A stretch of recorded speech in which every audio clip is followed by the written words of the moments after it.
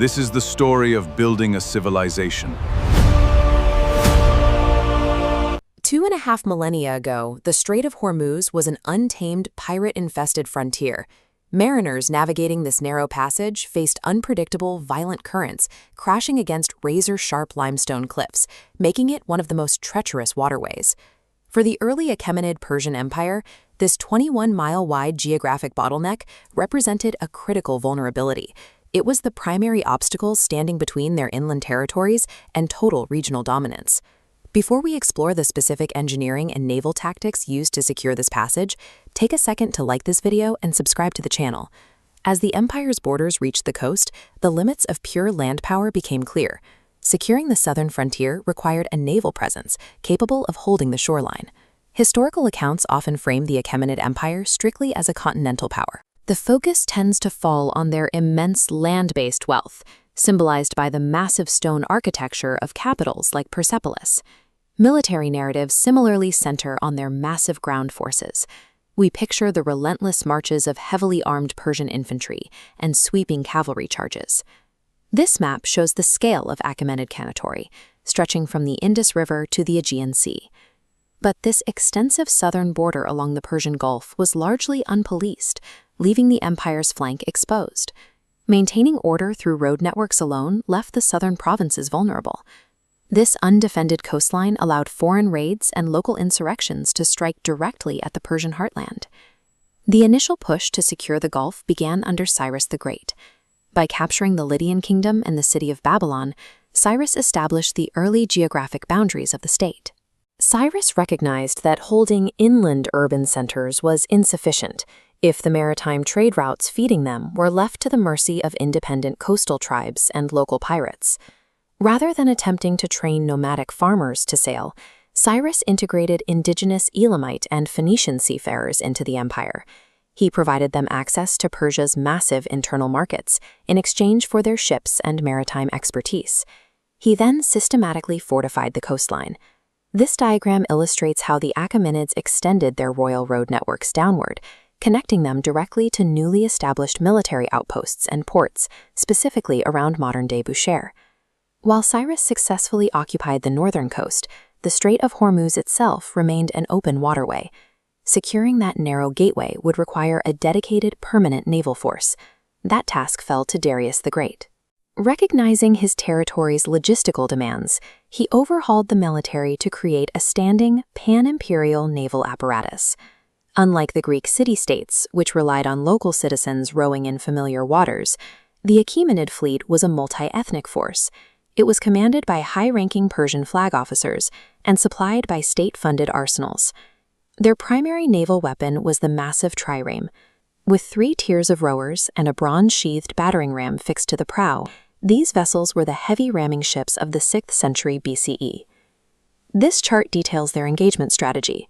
The Persian Marine Corps, heavy infantry stationed on the deck, provided the primary offensive force. The sequence begins at a distance, with Marines unleashing highly coordinated composite bow fire to clear the enemy's topside. Following the Archer barrage, the trireme's ram fractures the enemy hull. As the ships lock together, the Marines cross over to execute precise hand-to-hand combat. The Persian fleet possessed significant tactical power, yet they lacked the geographic intelligence needed to safely deploy these warships through the unmapped eastern waters of Hormuz. To map this blind spot, Darius commissioned Scylax of Carionda, a Greek mariner, to lead a high-stakes military reconnaissance mission. Scylax was ordered to build a fleet from scratch on the Indus River. This map tracks his journey. Scylax sailed his fleet out into the Indian Ocean and charted the coastlines of modern Pakistan and Iran. He navigated through the currents of Hormuz and eventually reached Egypt. Along the way, he gathered precise hydrographic data. Scylax identified specific freshwater resupply points and documented seasonal monsoon winds, allowing Persian admirals to calculate their fleet movements. He also mapped the physical environment his ships would face, including the razor-sharp limestone cliffs of the Musandam Peninsula that fortified the southern Arabian side of the strait. Scylax's intelligence transformed the ocean into a mapped, navigable transit corridor, allowing for the systematic deployment of the imperial fleet. In ancient naval logistics, commanding a narrow waterway required controlling both of its shores. Ships were dependent on land for nightly beaching, crew rest, and resupply. At the Strait of Hormuz, this created a 21-mile-wide standoff. The Persians held the mainland to the north, but the jagged peaks to the south were occupied by independent Arabian tribes. Darius understood that an enemy holding the southern shore could launch ambushes or cut off maritime logistics. He mobilized his fleet and executed amphibious operations across the strait to capture the Musandam headlands. Royal monuments, like the cuneiform inscriptions at Behistun, confirm the success of these landings, listing the southern territory of Maka as a fully subjugated province.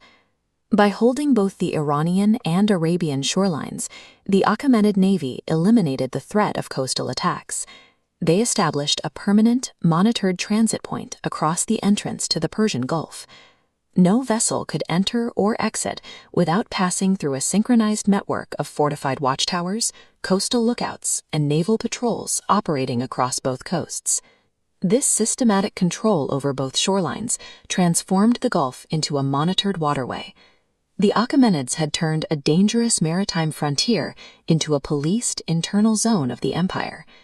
In Part 2, we will look at how those Achaemenid naval patrols operated on the water and examine Darius the Great's most ambitious engineering project, an ancient Suez Canal. Make sure you're subscribed so you don't miss it. Conquering the Strait of Hormuz was only the first step.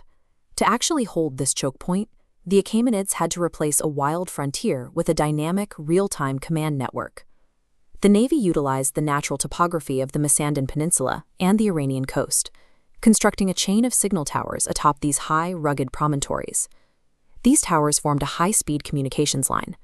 By using smoke signals during the day and fire beacons at night, the lookouts could transmit warnings of approaching fleets across dozens of nautical miles in a matter of minutes. This infrastructure integrated the coastlines into a single sensory matrix, allowing the Imperial Center to monitor every vessel entering or exiting the Gulf. Response to these signals fell to the naval interception units. The Royal Navy maintained a constant presence of triacontroi, highly maneuverable 30-oared ships, and light coastal craft designed for speed.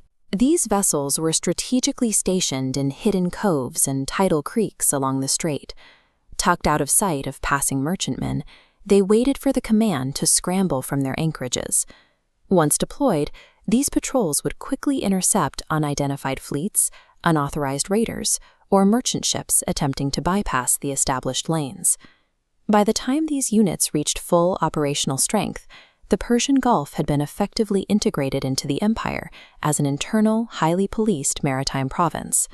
The primary objective of this naval policing was economic. The patrols funneled all commercial traffic into mandatory customs stations at strategic ports like Lyon, Hormuz, and Kesht to ensure every cargo was taxed. This system captured the immense wealth of the Eastern trade. India alone paid a tribute of 360 talents of gold dust every year, while massive, heavy shipments of Indian teakwood were transported through the strait to support imperial building projects. From the south, another 1,000 talents of Arabian frankincense and aromatic resins passed through the strait. By securing this maritime channel, the Navy ensured these high-value goods bypassed the hostile overland tribes of the desert. This strategic monopoly transformed the Strait of Hormuz into a revenue-generating pump, channeling a constant flow of gold, silver, and exotic commodities directly into the treasuries of Persepolis. The control of Hormuz functioned as the eastern anchor for a maritime project of a different scale, a transcontinental highway engineered by Darius the Great.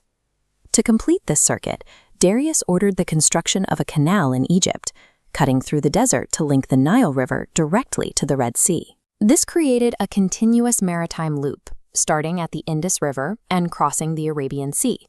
From there, the route passed through the Strait of Hormuz, tracked the Arabian coast into the Red Sea, and utilized the Darius Canal to reach the Mediterranean. In this vast network, the Strait of Hormuz functioned as the crucial eastern lock, regulating the flow of the ancient world's first intercontinental economic pipeline. This maritime infrastructure secured the southern heartland for over 2 centuries, leaving the Persian coast unchallenged by foreign navies. While the empire engaged in grinding, multi-generational land wars on its western frontiers, its maritime flank remained stable and secure.